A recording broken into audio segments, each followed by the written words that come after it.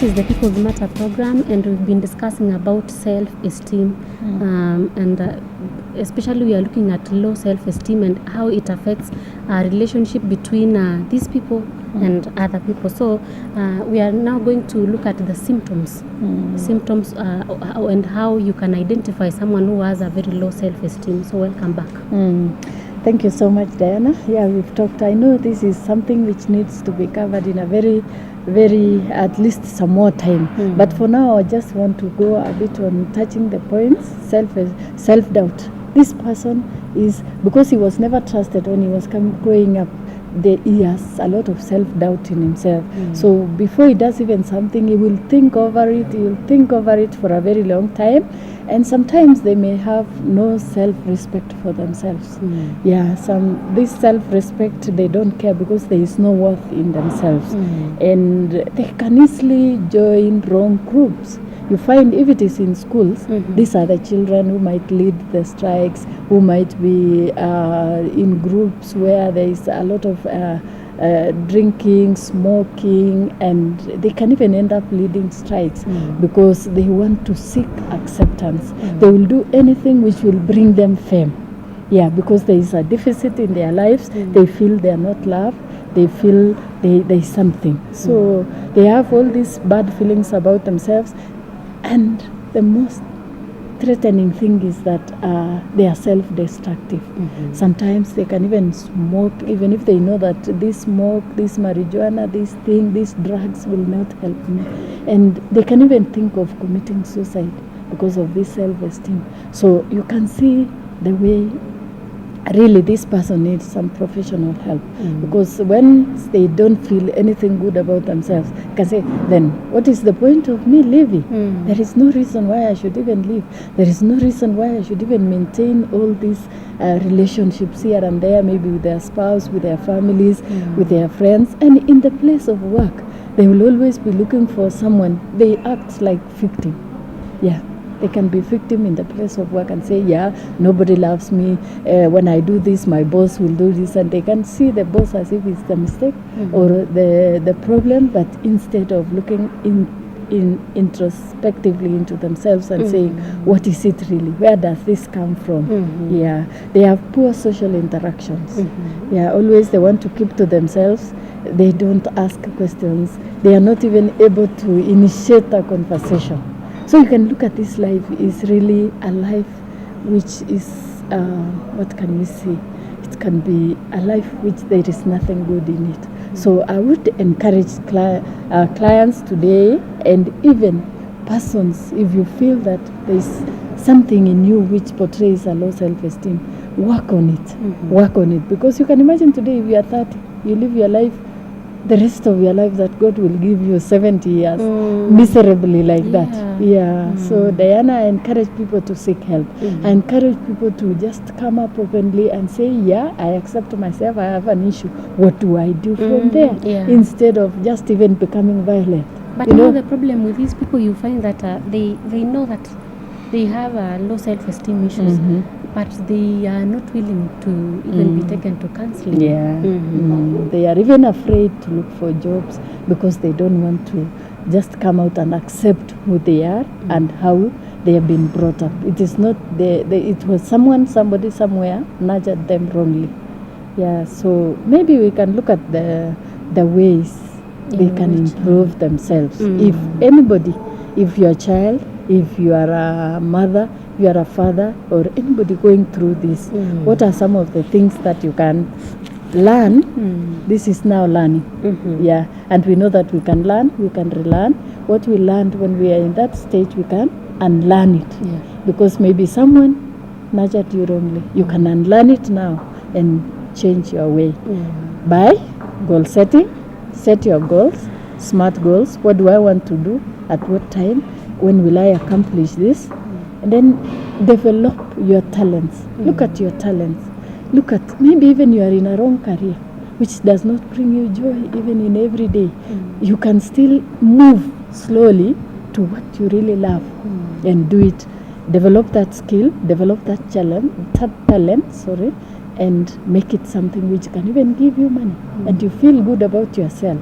If it is in sports, some people may not be gifted in school, and instead of continuing just pitying yourself, self-pitying yourself every other time, if God has blessed you with the energy of running, with the skill of drama, go for it.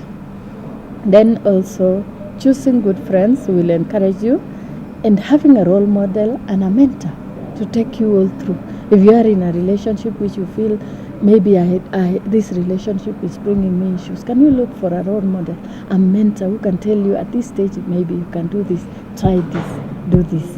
And finally also, not finally, volunteer in the community. Give back to the society. This will make you feel good.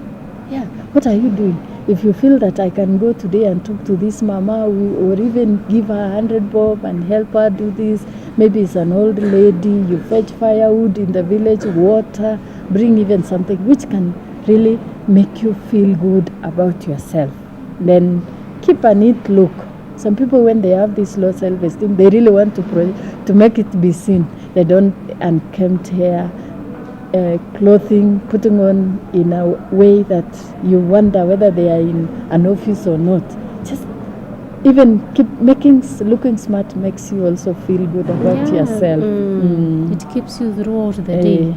Do throughout the day. And then lastly, we don't neglect the spiritual part of our lives. Yeah, let's also look at the Bible. If you are a believer in the Bible or whichever you believe in, yeah, I'm sure it says something about who you are, how special you are. And even, for example, Christians, the Bible tells you are made in God's image. You are a special creation. And that alone, even without money, without all these things, can make you raise up your head and say, yeah, I know they may not see what I have in myself, but I know I'm special as my God tells me. So that spirituality alone can make you also move and change your self-esteem. Okay, talking of spirituality. Yeah. I think some people, some sort of hide themselves. Quoting Bible, I think it makes them think they'll be seen differently. But when you hear what they are saying and see their actions, they don't match. You find that people with low self-esteem, I think they hide themselves in. It's not always, Diana. Let's Most not generalize. Most of them. Let's not generalize because at least I know you can understand. Apart from the spiritual aspect, how else does he function? Is he only on that part, or all his life is balanced? You see, we need to live a balanced life. So as much as maybe that one person or two people you've seen or three you've seen who can hide themselves, we don't need to generalize, because we know there are people who can quote unquote, but they are self-confident in other areas of their lives. If they are even to contribute to politics, they are there. If they are to contribute even to anything in the community. So it is actually about a balanced life, not really on that part alone. So maybe as we finalize, how does a person show themselves about positive self-esteem? Yeah, a person with positive self-esteem, you find that is full of life. It's robust in his life. He can even volunteer. Who will do this for us? If it is a class, who will do this? They are shooting up their hand, I'll do it. Who is going to volunteer on this? It's me, I'll do it. Yeah. So you find they are happy about themselves. They are happy about everything. You know, a person with low self-esteem can even be unhappy about the environment. They are looking at anything in a negative way. So even in a good environment, they may not see anything good about it. So they feel valuable. This person with self-esteem, they interact with others, they can initiate a conversation. And this is our prayer, that as we bring up our children, we let them be and only guide them. Yeah. But now I think it is very unfortunate when you find maybe you get married to someone who has a low self-esteem, and yet you don't know the cause, but now you have to suffer. You have to suffer. it's a bit of a challenge there, Diana. I can't say things will work overnight. It will not work. It depends on the cooperation that person also will bring, and you also understanding that person, knowing that I know he does not do this, he does not like this, so what am I going to do so not to be hurt and to be able to maintain that relationship and that family. So it is about also understanding and seeking help, and spirituality, praying also for an intervention. So I finished. Yeah. Yeah. Okay, so I know that we've talked about this self-esteem, but now we've talked about the person himself, and we've seen how other people can come in to help them.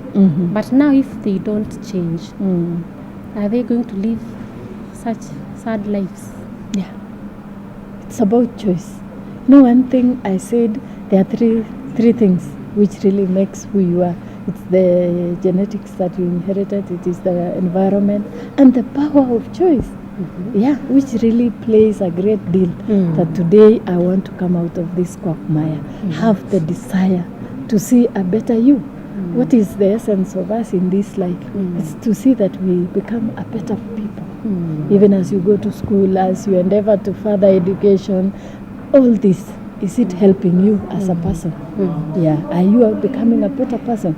Not only acquiring, because you can acquire, you can have the whole of Eldoret, a whole street to yourself, but you feel empty inside you. So it is good to know that what is going to make me happy. Yeah. Okay, our viewer, that is a very strong message. And what I can say as we wind up is that if you have a low self-esteem, try to improve yourself. If you want people to love you, love yourself first. Yeah. That is the only way you can have peace with your own life. So make sure that you tune in to KTS every Tuesday and watch our program so that you can boost your life. Thank you.